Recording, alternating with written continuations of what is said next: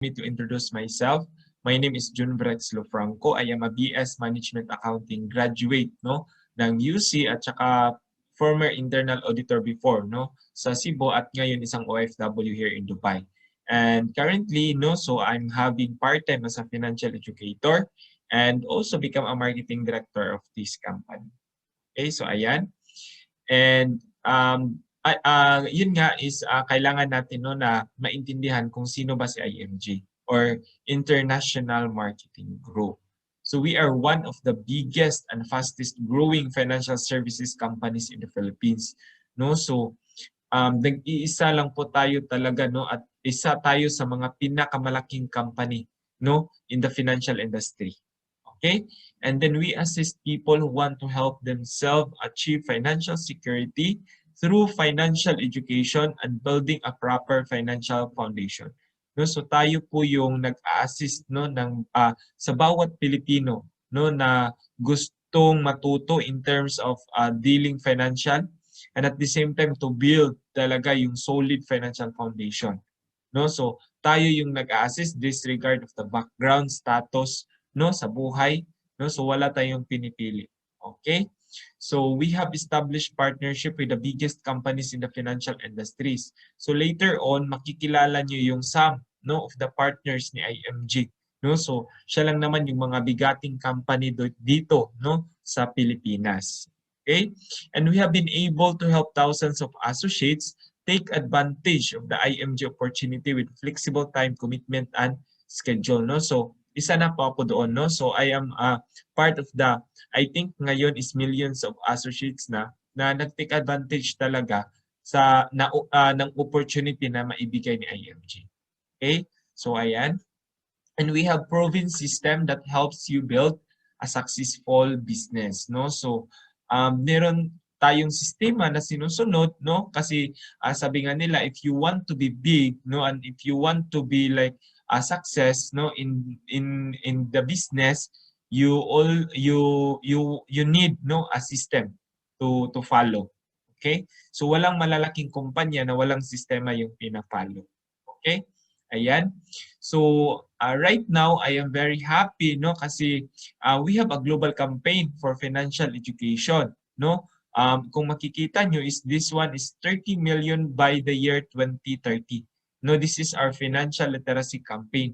Sabi ko nga, I am very happy and proud na talagang pinanood mo yung video na to at the same time nakapasok ka sa free live webinar ko. Kasi nga you are now part of this 30 million Filipinos na na-educate namin by the year 2030. Okay? So thank you so much. So we are global. So kung makikita nyo, ang dami na po ng mga offices na not even in the Philippines but outside the country. So kahit saan may Pilipino, nandun na po si IMG. Even here in Dubai, in Paris, Belgium, London, USA. So name it, kung merong mga Filipino, nandun si IMG. Ayan. And kasi nga so we have a financial literacy campaign, so at the same time tayo yung nagtuturo, we are a financial school also so we need to have a book so ito yung tinatawag natin na the secret to saving and building your future so pag nabasa mo to yung libro so hindi na siya sikreto kasi dito sa librong to talagang binibigay na lahat yung information on how to become wealthy. So financial education is not just for the wealthy, it's for everyone. So hindi naman porket mahirap ka or mayaman ka, hindi mo na kailangan ng financial education. So ibig sabihin mahirap ka, the more mo siya na kailangan. And at the same time, kung mayaman ka, the more mo rin siyang kailangan para ma-manage mo ng tama. So financial education is really for everyone. And again, we also have a workbook. So this Financial Foundation Educational Program workbook, talagang dito mo masasalang yung life mo in terms of finances. So hindi mo kailangan magsinungaling dito kasi personal mo yan. Okay? So yan yung makakatulong sa atin. Parang exercises ba? Kung ano na yung kalagayan natin in terms of financial. So ayan. So we are teaching na ng financial education, and we also from parang in general, no, so meron tayong makakaharap na challenging, no, so ito yung tinatawag natin na challenging future, no. So ano ba yung number one, no? So number one na challenging in the future is uncertain labor market, no. So right now hindi na siya future. Bakit? Kasi ito na yung nangyayari ngayon, no. Ano ba yung nangyayari ngayon, no? So automation and powerful software continue to replace more and more workers. Manufacturing jobs are moving overseas to cut costs, no? So talagang nag-equip na yung in terms of automation, mga robotics, no? So ang dami, no? Ang dami nang napapalitan ng mga workforce, no? Or mga tao, no? So manpower, so marami na. And even here in Dubai, hindi masyadong ano yung automation, but kasi most of the companies really nag-take advantage na for outsourcing, no. So hindi na certain yung trabaho mo if you are direct, no, sa company. Bakit? Magtatanggalan na, no, kasi papalitan ka na ng mga outsource. And even if you see right now, no, so sa nangyayari natin ngayon na may pandemic, no, so hindi natin alam na bukas na makalawa wala na tayong work, no. So kailangan meron tayong backup, no, na in case na mawalan tayo ng trabaho, meron tayong another, no, na mapagkukunan ng pera, no. So yan yung ano namin, yan yung tinitake control natin, no, para maintindihan ninyo na it is guaranteed na uncertain yung labor market natin. Okay? At dito naman sa picture, no, yung mga kiosk is alam natin, no. So even if you go in the bank right now, konti na lang yung mga teller, guys. I think dalawa, no, or yung iba tatlo. Bakit? Kasi they are replaced by ATM machine, no. So sa ATM machine, pwede kang mag-withdraw, pwede kang mag-deposit. Okay? So yung mga ano, yung mga trabahante po na teller, yung mga teller tsaka yung mga ano nandoon sa loob ng bangko is konti na lang, so nawalan na sila ng work. So wag mong i-take control, wag mong sabihin sa akin na certain yung trabaho mo ngayon kahit manager ka, kahit mataas yung position mo diyan sa pinagtatrabahuhan mo, I can guarantee, no, pag hindi mo yan may-ari, I can guarantee talaga na matatanggal at matatanggal ka. It's either you fired your boss or your boss will fire you, no. So ayan, ito sa second picture is this is ano naman yung mga CCTV, no. So yung mga nawalan ng trabaho dito is yung mga kababayan natin ng mga security guards, no. Ayan, nawalan na sila ng trabaho. It's because you know naman, no, so if you go to the mall, no, so ang dami talagang mga security, no. But right now pinapasok ka lang sa isang parang scanner, no, tapos meron ng mga CCTV doon, no. So papalit-palit na lang sila, mga 2 tao na lang, no, instead of 20, no. So 2 tao na lang yung nagwo-work, papalit-palit na lang sila every 12 hours, no. So wag mong sabihin again na certain yung trabaho mo, no. And at the same time, before yung mga gumagawa ng sasakyan is tao yan, no, but right now napapalitan na ng robot. So living in one of the wealthiest countries in the world like the US, many people may still retire poor, no. So kasi nga hindi na paghandaan yung mga challenging future, no. Akala nila yung nangyayari sa buhay nila ngayon is sapat na, no. They don't think about the long term na pwedeng mangyari sa buhay, no. So kailangan mong maintindihan yan. Number 2 na challenges sa atin is low savings and high debt have major impact on retirement, and many people have to work beyond 65 years of age to survive. So may kilala ka ba ngayon na let's say for example 60, no, to 70 years old na nag-work pa, no? So I know meron tayong nakikilala or nakikita na ganito, no? Because ayun nga, no, yung challenging in the future hindi na paghandaan. Low savings, no? So yung sinabi dito is low savings. But ang tunay na kalagayan talaga is walang savings tapos malaki yung utang, no? So kasi yan yung mindset natin as a Filipino na in terms of happiness and in terms of emergency, yung option natin is mangutang. No, kaya kahit gaano pa man kalaki yung sahod natin or kahit gaano pa man ka-big yung intention natin na mag-save, at the end of the day, wala pa rin magagawa. No? Kasi meron kang utang. Okay? Sinusundan ka ng utang. Ayan. So iwasan natin yung mga credit card. No? So ayan, if possible, i-pay off mo yung mga utang mo. No? And ito, no? So ayan. So si lolo, no, or si kuya, no, talagang kailangan niyang mag-work kasi nga hindi niya napaghandaan yung retirement niya, no? So ayan, try to think right now if gusto mo rin bang mag-work beyond 65 or up, no? So if gusto mong mag-work, huwag kang mag-save ngayon tapos continuous kang mangutang, no? So yan yung advice ko, no, if ayaw mo talag or gusto mong mag-work, no, until the rest of your life. Okay? Ayan. And number 3 is the high cost of education, as well as lack of preparation for college planning will hurt the younger generation. So, hindi natin talagang maiiwasan na yung cost of education is tataas at tataas yan. Patuloy na tataas. As far as I remember, no, before yung nag-aaral ako is parang nasa I think 14 or 16, no, thousand per semester. But right now, nasa 30 na. No? So it really doubled faster. No? So ayan. So kailangan natin paghandaan. And at gusto mo sabihin mo sa akin, bakit kasama yan sa Challenging in the Future, sir? No? So kasama yung education kasi nga ito yung basic. No? So kailangan ng isang bata or ng isang tao na mag-aral talaga. No? Kasi pag hindi yan nakapag-aral, yung treatment dyan is iba. No? And as a parent, this is your responsibility to send your kids to school, no? So ngayon, if wala ka pang anak, no? So alam ko na nasa isip mo is balak mo talagang magkaanak, no? So try to plan it ahead. And sa mga meron namang anak, no, na hindi pa nagka-college, it's now time for you to decide na mag-save ka. Bakit? Hindi naman 'yan yung yung cost ng education ng anak mo. Hindi mo matitik control 'yan kung same pa rin ngayon, no? So it's talagang tataas at tataas 'yan.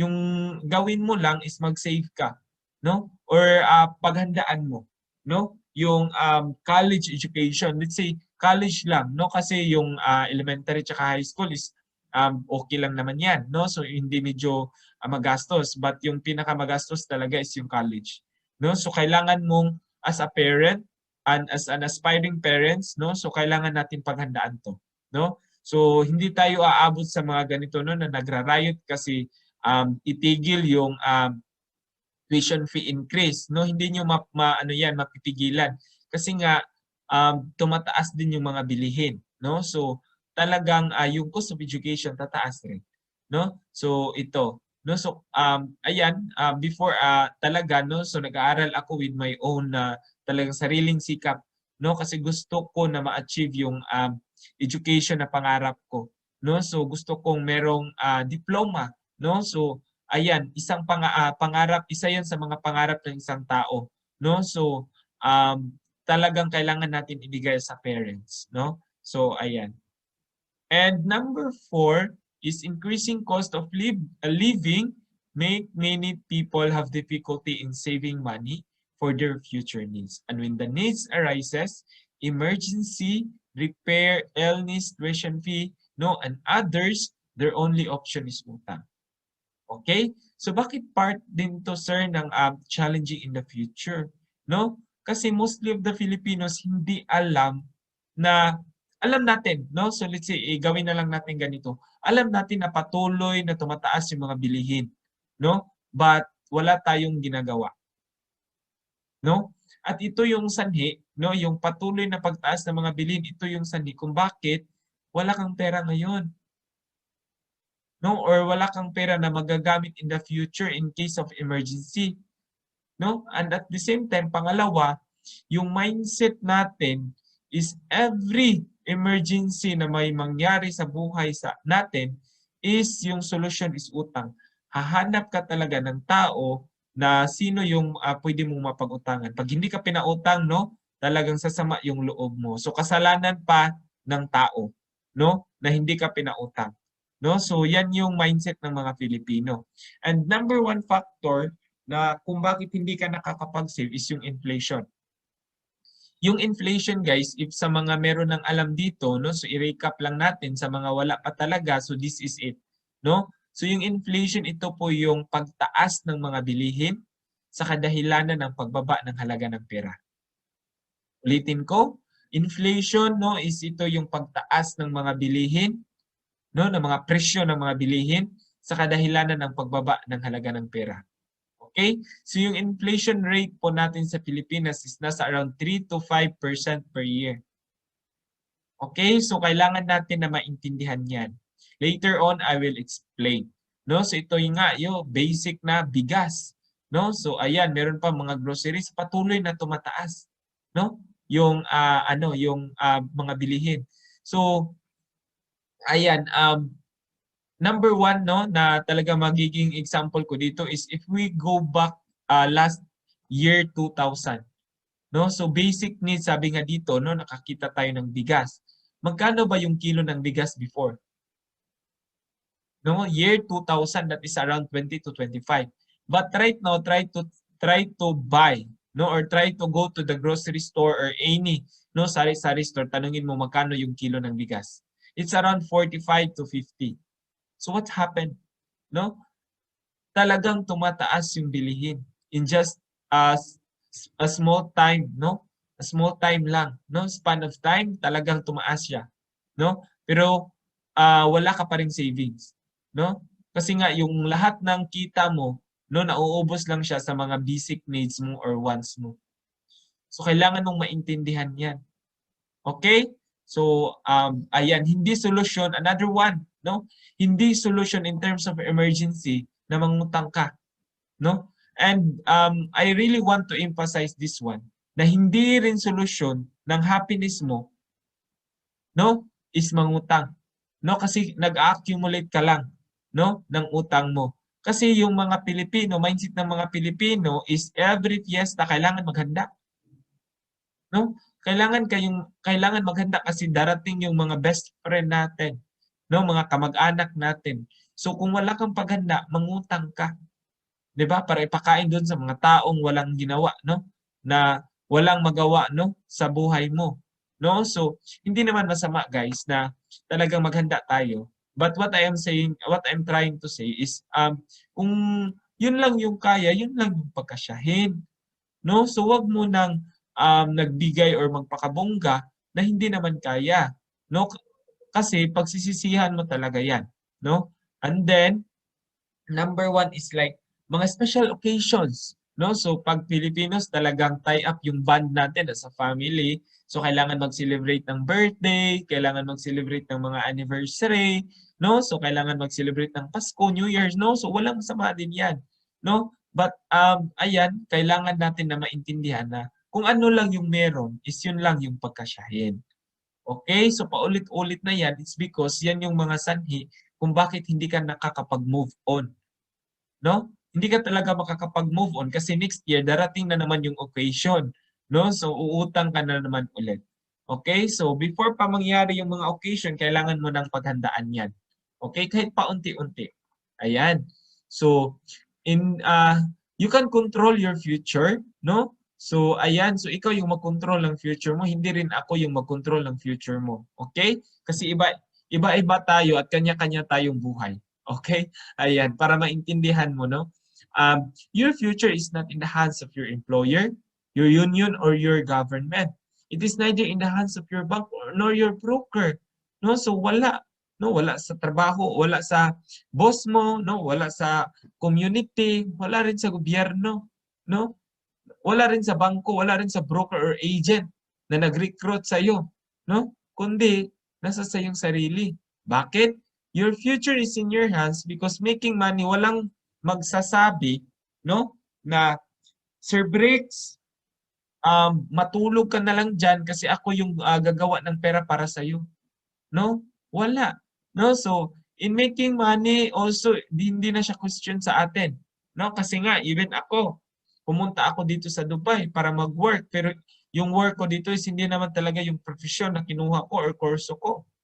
Because I want to make money. Kaya kahit anong trabaho, papasukin ko.